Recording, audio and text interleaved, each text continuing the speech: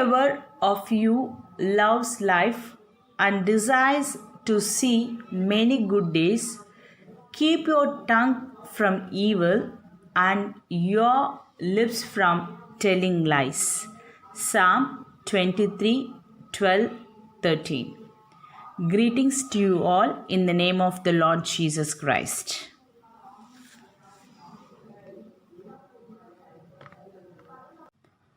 For the past 2 classes, we have been learning about the lesson light.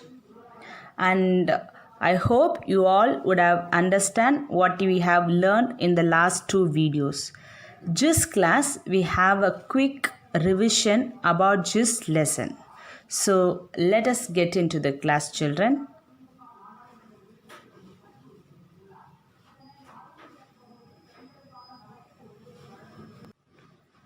We see something when light emitted or reflected by it reaches our eyes. Most things around us do not emit light. We see them because they reflect the light that falls on them. When light falls on an object, some of it is reflected or bounces back, while the rest is absorbed by the object or passes through it. And let us learn about the reflection of light in this class. Bouncing back of light is called reflection, and there are 2 types of reflection. One is regular reflection and another one is diffuse reflection. Though all surfaces reflect light, some do it better than others. Smooth, polished surfaces are better reflectors than rough, dull surfaces. And really smooth surfaces reflect like a mirror. Regular reflection.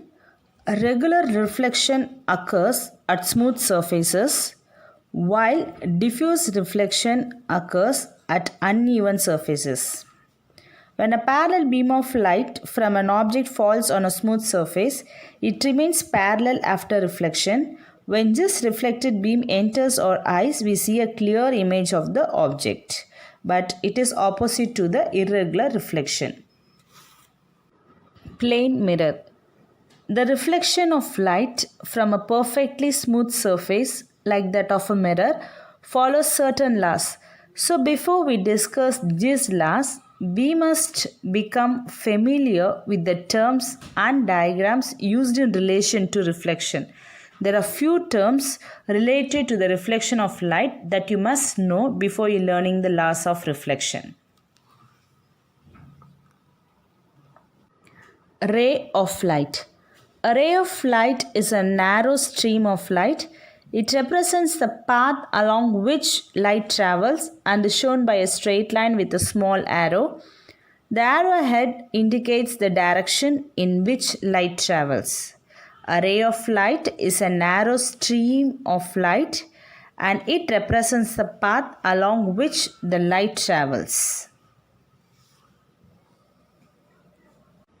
Laws of reflection. The incident ray, the normal to the reflecting surfaces, and the reflected ray lie in the same plane. The second law is the angle of incidence is equal to the angle of reflection. In this figure, this would mean angle I is equal to angle R. That is, angle of incidence is equal to angle of reflection as shown in the figure. A ray of light traveling towards a mirror is called the incident ray. A ray of light traveling away from a mirror after reflection is called the reflected ray. Here we can see the incident ray as well as the reflected ray in the figure.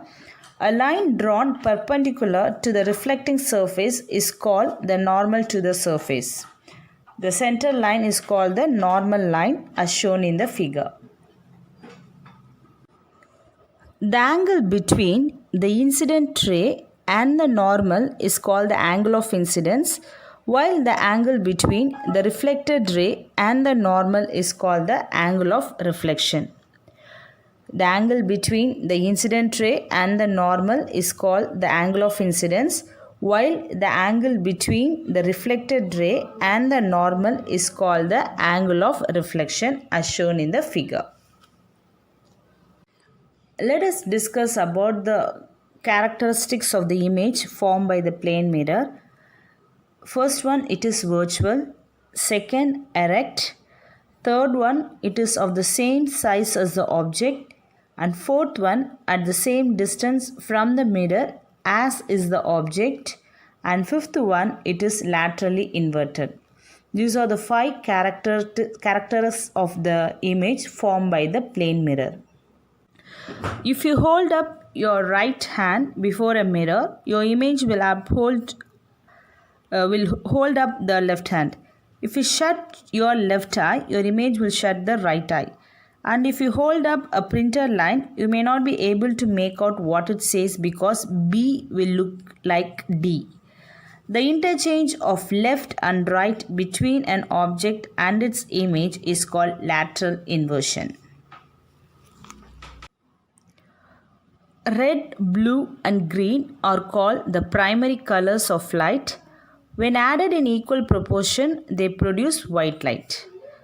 The colors produced by adding any two of the primary colors in equal proportion are known as secondary or composite colors. Cyan, magenta and yellow are secondary colors. So there are two types of colors, primary colors and secondary colors. This picture shows what happens when two of primary colors are mixed in equal proportion. Red and green produces yellow, green and blue produces cyan, while red and blue produce magenta. The colors yellow, cyan and magenta are called secondary colors. They too produce white light when mixed in equal proportion. So secondary colors are produced by mixing two primary colors in equal proportion. Producing colors by mixing lights of different colors are called color addition. Here blue plus yellow, it gives green color. Yellow plus red, it gives orange color. Red plus blue, it gives purple color. So it is by the process of color subtraction that we produce colors in printing, dyeing and painting, etc. At the end of the lesson, they've given a project to do a kaleidoscope using the multiple reflection, and it is very simple. You can do it at home using a simple things which you have at home. So at just end of this video, I have attached a video to show how to do the kaleidoscope. Watch the video and try to do it on your own. Let's see the video now.